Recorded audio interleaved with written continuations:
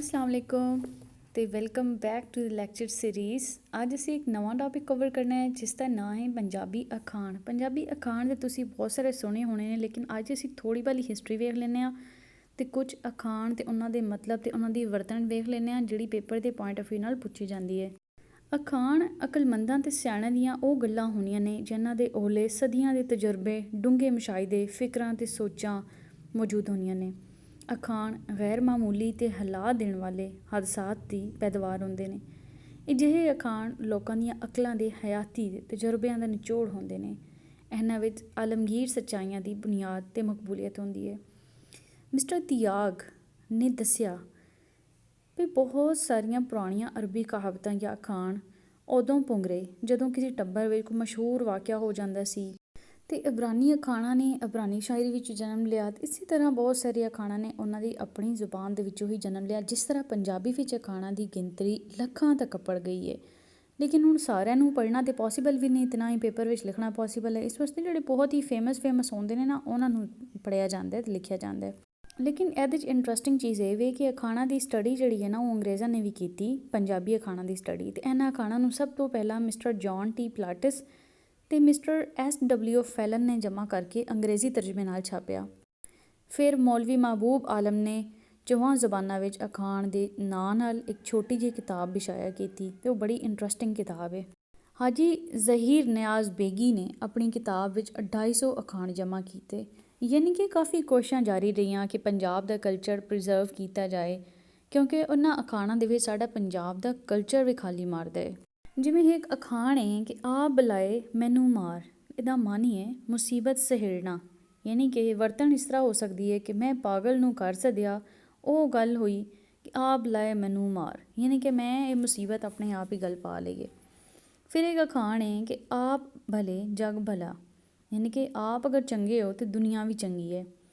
ਇਨਸਾਨ ਦਾ ਅਖਲਾਕ ਚੰਗਾ ਹੋਵੇ ਅਤੇ ਲੋਕਾਂ ਦਾ ਅਖਲਾਕ ਆਪਣੇ ਆਪ ਚੰਗਾ ਹੋ ਜਾਂਦਾ ਹੈ, ਯਾਨੀ ਆਪ ਭਲੇ ਅਤੇ ਜਗ ਭਲਾ। ਫਿਰ ਇੱਕ ਅਖਾਣ ਹੈ ਕਿ ਆਪ ਕਰ ਮੋਇਓ ਬੱਚਾ ਫਾਰਸੀਆਂ ਗਰਗਾਲੇ, ਯਾਨੀ ਕਿ ਗੈਰ ਜ਼ੁਬਾਨ ਵਿੱਚ ਗੱਲਕਤ ਕਰਨ ਦਾ ਨੁਕਸਾਨ ਹੀ ਹੁੰਦਾ ਹੈ।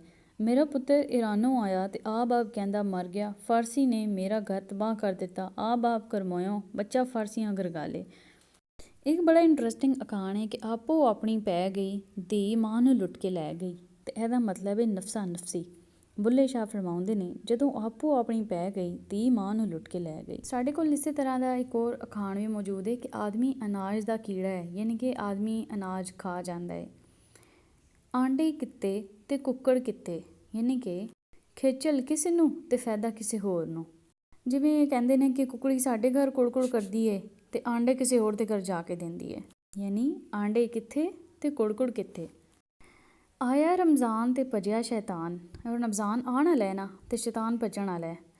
ਯਾਨੀ ਕਿ ਰਮਜ਼ਾਨ ਦਾ ਮਹੀਨਾ ਰਹਿਮਤਾਂ ਦਾ ਮਹੀਨਾ ਹੈ ਅਤੇ ਇਹਦੇ ਵਿੱਚ ਬਦਮਾਸ਼ ਲੋਕ ਵੀ ਨਮਾਜ਼ੀ ਬਣ ਜਾਂਦੇ ਨੇ, ਰੋਜ਼ੇਦਾਰ ਬਣ ਜਾਂਦੇ ਨੇ, ਨੇਕ ਬਣ ਜਾਂਦੇ ਨੇ। ਇਸ ਲਈ ਅਖਾਣ ਮਸ਼ਹੂਰ ਹੋਇਆ ਕਿ ਰਮਜ਼ਾਨ ਆਇਆ ਰਮਜ਼ਾਨ ਅਤੇ ਭੱਜਿਆ ਸ਼ੈਤਾਨ।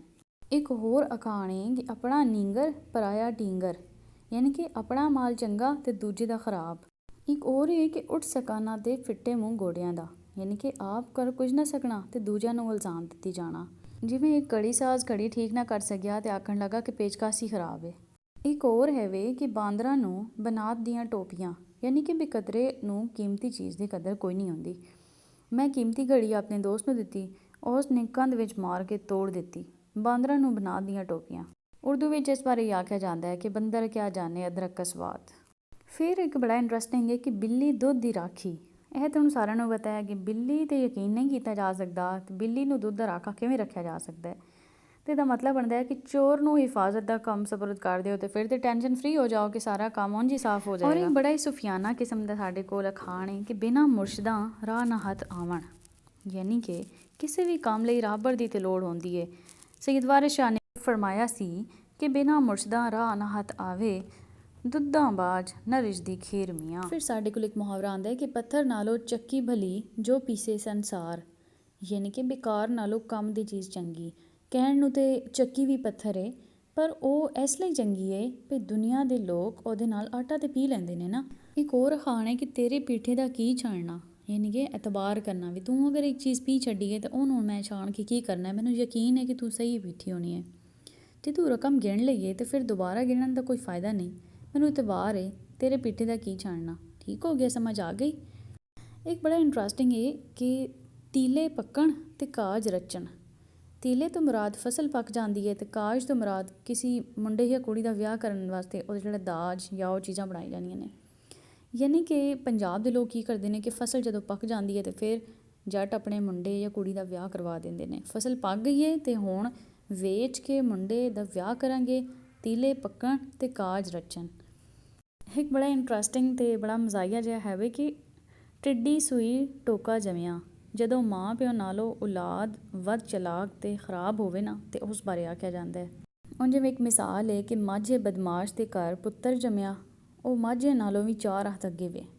ਉਹੀ ਗੱਲ ਹੋ ਗਈ ਨਾ ਕਿ ਟਿੱਡੀ ਸੂਈ ਟੋਕਾ ਜੰਮਿਆ।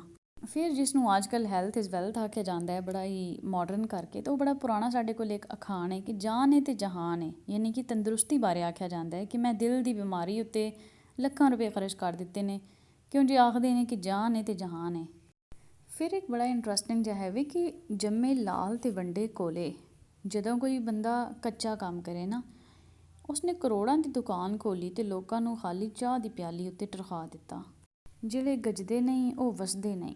ਯਾਨੀ ਕਿ ਜਿਹੜੀਆਂ ਬਹੁਤ ਹੀ ਗੱਲਾਂ ਕਰਦੇ ਨੇ ਨਾ, ਉਹਨਾਂ ਵਿੱਚ ਕਰਤੂਤ ਘੱਟ ਹੁੰਦੇ ਨੇ। ਔਰ ਇੱਕ ਬੜਾ ਹੀ ਵਿਟੀ ਕਿਸਮ ਦਾ ਇੱਕ ਸਾਡੇ ਕੋਲ ਮੁਹਾਵਰਾ ਹੈ ਕਿ ਜੋ ਕੜਿਆ ਉਹ ਬਚਣਾ। ਦੇਖੋ ਨਾ, ਕੜਾ ਮਿੱਟੀ ਦਾ ਬਣਿਆ ਹੁੰਦਾ ਹੈ ਤੇ ਕਿਸੇ ਦਿਨ ਭੱਜ ਹੀ ਜਾਂਦਾ ਹੈ। ਜੋ ਕੜਿਆ ਉਹ ਬਚਣਾ, ਯਾਨੀ ਕਿ ਜੋ ਪੈਦਾ ਹੋਇਆ ਹੈ ਉਸ ਮਰਨਾ ਹੀ ਮਰਨਾ ਹੈ। ਫਿਰ ਇਹ ਕਿ ਚਾਚਾ ਚੋਰ ਤੇ ਭਤੀਜਾ ਕਾਜ਼ੀ। ਯਾਨੀ ਕਿ ਚੋਰ ਤੇ ਸਿਪਾਹੀ ਜਦੋਂ ਮਿਲ ਜਾਂਦੇ ਨੇ, ਯਾਨੀ ਕਿ ਜਦੋਂ ਕੁੱਤੀ ਚੋਰਾਂ ਨਾਲ ਰਲ ਜਾਂਦੀ ਹੈ ਤੇ ਉਹਦੇ ਬਾਰੇ ਆਖਿਆ ਜਾਂਦਾ ਹੈ। ਫਿਰ ਪੰਜਾਬੀ ਕਲਚਰ ਦਾ ਇੱਕ ਹੋਰ ਬੜਾ ਰਿਫਲੈਕਸ਼ਨ ਹੈ ਕਿ ਧੀ ਉਸਰੀ ਖਾਣ ਪੀਣ ਵਿਸਰਿਆ। ਯਾਨੀ ਕਿ ਜਦੋਂ ਧੀ ਜਵਾਨ ਹੋ ਜਾਂਦੀ ਹੈ ਤੇ ਮਾਂ ਪਿਓ ਦੀਆਂ ਨੀਂਦਾਂ ਹਰਾਮ ਹੋ ਜਾਂਦੀਆਂ ਨੇ, ਫਿਰ ਉਹਨਾਂ ਨੂੰ ਉਸ ਦੇ ਵਿਆਹ ਦੀ ਫਿਕਰ ਲੱਗ ਜਾਂਦੀ ਹੈ। ਇੱਕ ਬੜਾ ਹੀ ਆਮ ਜਿਹਾ ਮੁਹਾਵਰਾ ਸੁਣਨ ਵਿੱਚ ਆਉਂਦਾ ਹੈ ਕਿ ਡਾਢੇ ਦਾ 37ਵੀਆਂ ਸੌ ਹੁੰਦਾ ਹੈ। ਯਾਨੀ ਕਿ ਜਿਹੜਾ ਤਾਕਤਵਰ ਬੰਦਾ ਹੁੰਦਾ ਹੈ ਨਾ, ਉਹ ਹਰ ਹਾਲ ਵਿੱਚ ਆਪਣੀ ਗੱਲ ਮਨਵਾ ਲੈਂਦਾ ਹੈ। ਜੇ ਉਹ ਆਖੇ ਨਾ ਕਿ ਕਾਂ ਚਿੱਟਾ ਹੈ ਤੇ ਮੰਨਣੀ ਪੈਂਦੀ ਹੈ। ਜੇ ਉਹ ਆਖੇ ਕਿ 1+1 3 ਹੁੰਦੇ ਨੇ ਤੇ ਮੰਨਣੀ ਪੈਂਦੀ ਹੈ। ਫਿਰ ਇੱਕ ਮੁਹਾਵਰਾ ਵੀ ਕਿ ਸ਼ਿਕਾਰੀ ਦੇ ਕੰਨ ਵੈਰੀ। ਯਾਨੀ ਕਿ ਸ਼ਿਕਾਰੀ ਕੰਨਾਂ ਦਾ ਕੱਚਾ ਹੁੰਦਾ ਹੈ। ਇੱਧਰੋਂ ਕਿਧਰੋਂ ਦੂਰੋਂ ਆਵਾਜ਼ ਆਉਂਦੀ ਹੈ ਤਾਂ ਉਹਨੂੰ ਲੱਗਦਾ ਹੈ ਕਿ ਇਹ ਕੋਲ ਹੀ ਸ਼ਿਕਾਰ ਖਲਾ ਵੇ, ਉਹਦੇ ਪਿੱਛੇ ਭੱਜ ਵਗਦਾ। ਫਿਰ ਪੰਜਾਬ ਦੇ ਵਿੱਚ ਮਾਵਾਂ ਆਪਣੇ ਪੁੱਤਰਾਂ ਲਈ ਇੱਕ ਮੁਹਾਵਰਾ ਇਸਤੇਮਾਲ ਕਰਦੀਆਂ ਨੇ, ਜਿਹੜੇ ਮੂੰਹ ਸ਼ੂੰ ਵੀ ਨਹੀਂ ਧੋਂਦੇ ਤੇ ਖੁਦ ਨੂੰ ਫਿਰ ਵੀ ਸ਼ਹਿਜ਼ਾਦਾ ਸਮਝਦੇ ਨੇ ਕਿ ਸ਼ੇਰਾਂ ਦੇ ਮੂੰਹ ਕਿਸ ਧੋਤੇ ਨੇ। ਯਾਨੀ ਕਿ ਜਿਹੜਾ ਬੰਦਾ ਜੰਮਦੇ ਹੀ ਸੋਹਣਾ ਹੋਵੇ, ਉਸ ਨੂੰ ਸੱਜਣ ਤੇ ਸੰਵਰਨ ਦੀ ਕੀ ਲੋੜ ਪੈ ਗਈ। ਫਿਰ ਇੱਕ ਮੁਹਾਵਰਾ ਵੀ ਕਿ ਕੋਈ ਮਰੇ ਕੋਈ ਜੀਵੇ, ਸੁਥਰਾ ਘੋਲ ਪਤਾਸ਼ੇ ਪੀਵੇ। ਯਾਨੀ ਕਿ ਸਾਨੂੰ ਕੋਈ ਪਰਵਾਹ ਨਹੀਂ। ਇਹ ਅਖਾਣ ਕਿਸੇ ਬੇਪਰਵਾਹ ਬੰਦੇ ਦੇ ਬਾਰੇ ਆਖਿਆ ਜਾਂਦਾ ਹੈ। ਯਾਨੀ ਕਿ ਇੱਕ ਅਮੀਰ ਆਦਮੀ ਆਪਣੀ ਐਸ਼ ਵਿੱਚ ਮਸਤ ਹੈ ਪਰ ਲੋਕ ਭੁੱਖੇ ਮਰ ਰਹੇ ਨੇ। ਸਿਆਣੇ ਆਖਦੇ ਨੇ ਕਿ ਕੋਈ ਮਰੇ ਕੋਈ ਜੀਵੇ, ਸੁਥਰਾ ਘੋਲ ਪਤਾਸ਼ੇ ਪੀਵੇ। ਫਿਰ ਇੱਕ ਅਖਾਣ ਹੈ ਯਾਨੀ ਕਿ ਸਫਾਈ ਤੇ ਕਲੀਨਲੀਨੈਸ ਉੱਤੇ ਆਖਿਆ ਜਾਂਦਾ ਹੈ ਕਿ ਕੁੱਤਾ ਵੀ ਪੂਛਲ ਫੇਰ ਕੇ ਬਹਿੰਦਾ ਹੈ। ਯਾਨੀ ਕਿ ਕੁੱਤਾ ਇੱਕ ਹਕੀਰ ਜਿਹੀ ਚੀਜ਼ ਹੈ, ਉਹ ਵੀ ਜਿੱਥੇ ਬਹਿੰਦਾ ਹੈ ਤੇ ਜਗ੍ਹਾ ਨੂੰ ਸਾਫ਼ ਕਰਕੇ ਬਹਿੰਦਾ। ਤੇ ਇਨਸਾਨ ਕਿਸ ਤਰ੍ਹਾਂ ਹੋ ਸਕਦਾ ਹੈ ਗੰਦੀ ਜਗ੍ਹਾ 'ਤੇ ਬਵੇ ਤੇ ਗੰਦਗੀ ਨਾਲ ਦਿਲ ਲਾਵੇ। ਫਿਰ ਇੱਕ ਬੜਾ ਵਿਟੀ ਰਿਮਾਰਕ ਹੈ ਕਿ ਕਾਗਜ਼ ਦੀ ਬੇੜੀ ਤੇ ਬਾਂਦਰ ਮਲਾਹ। ਯਾਨੀ ਕਿ ਨਾਜ਼ੁਕ ਕੰਮ ਬੇਵਕੂਫ ਦੇ ਹਵਾਲੇ ਕਰ ਦੇਣਾ। ਤੁਸਾਂ ਖਾਨਸਾਮੇ ਨੂੰ ਕਾਰ ਦੇ ਕੇ ਮੰਡੀ ਭੇਜ ਦਿੱਤਾ ਹੈ, ਕਾਗਜ਼ ਦੀ ਬੇੜੀ ਬਾਂਦਰ ਦੇ ਹਵਾਲੇ ਕਰ ਦਿੱਤੀ ਹੈ। ਫਿਰ ਇੱਕ ਅਖਾਣ ਹੈ ਕਿ ਸੱਪ ਦਾ ਬੱਚਾ ਸਪੂੰਗਲਾ। ਯਾਨੀ ਕਿ ਬੁਰੇ ਬੰਦੇ ਦੀ ਔਲਾਦ ਵੀ ਬੁਰੀ ਹੀ ਹੁੰਦੀ ਹੈ। ਵੈਸੇ ਹਰ ਟਾਈਮ ਤਾਂ ਨਹੀਂ ਹੁੰਦਾ, ਹਰ ਦਫਾ ਨਹੀਂ ਹੁੰਦਾ, ਲੇਕਿਨ ਮੋਸਟ ਆਫ ਦ ਟਾਈਮ ਇੰਝ ਹੀ ਹੁੰਦਾ ਹੈ। ਇਸੇ ਤਰ੍ਹਾਂ ਇੱਕ ਹੋਰ ਹੈ ਕਿ ਰੱਬ ਰੱਖੇ ਤੇ ਮਾਰੇ ਕਿਹੜਾ, ਜਿਹਨੂੰ ਰੱਬ ਰੱਖੇ ਉਹਨੂੰ ਕੌਣ ਚੱਖੇ। ਜਿਸ ਬੰਦੇ ਦੀ ਹਿਫਾਜ਼ਤ ਰੱਬ ਆਪਣੇ ਜ਼ਿੰਮੇ ਲੈ ਲਈ ਹੋਵੇ, ਉਸਨੂੰ ਕੋਈ ਮਾਰ ਹੀ ਨਹੀਂ ਸਕਦਾ, ਜੋ ਕੁਛ ਵੀ ਹੋ ਜਾਏ। ਅਤੇ ਆਖਰੀ ਸਾਡੇ ਕੋਲ ਆਉਂਦਾ ਹੈ ਅਖਾਣ ਕਿ ਡੱਗੀ ਨਾ ਵੱਛੀ ਤੇ ਨੀਂਦਰ ਆਵੇ ਅੱਛੀ। ਇਹ ਬੇਫਿਕਰੇ ਇਨਸਾਨ ਦੇ ਬਾਰੇ ਆਖਿਆ ਜਾਂਦਾ ਹੈ, ਜਿਹਦੇ ਕੋਲ ਨਾ ਤਾਂ ਸੋਨਾ ਹੈ ਤੇ ਨਾ ਹੀ ਕੁਛ ਹੋਰ ਕੀਮਤੀ ਚੀਜ਼ ਹੈ, ਤੇ ਫਿਰ ਉਹਨੂੰ ਚੋਰੀ ਦਾ ਕਿਹੜਾ ਡਰ। ਯਾਨੀ ਜਿਸ ਬੰਦੇ ਕੋਲ ਮਾਲ ਦੌਲਤ ਨਾ ਹੋਵੇ, ਉਹ ਬੇਫਿਕਰ ਹੋ ਕੇ ਸੌਂਦਾ ਹੈ। ਸਿਆਣੇ ਆਖਦੇ ਨੇ ਡੱਗੀ ਨਾ ਵੱਛੀ ਤੇ ਨੀਂਦਰ ਆਵੇ ਅੱਛੀ। ਲੇਕਿਨ ਜਿਸ ਬੰਦੇ ਕੋਲ ਦੌਲਤ ਹੁੰਦੀ ਹੈ, ਘਰ ਵਿੱਚ ਪੈਸਾ ਪਿਆ ਹੁੰਦਾ ਹੈ, ਤੇ ਉਹਨੂੰ ਨੀਂਦਰ ਨਹੀਂ ਆਉਂਦੀ।